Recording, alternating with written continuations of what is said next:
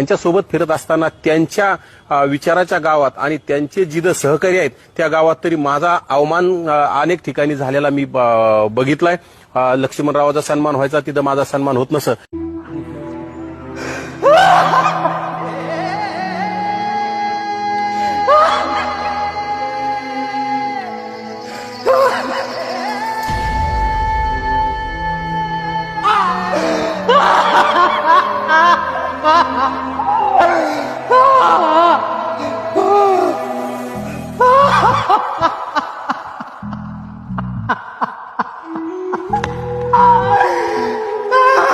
सैर भैर झालं सार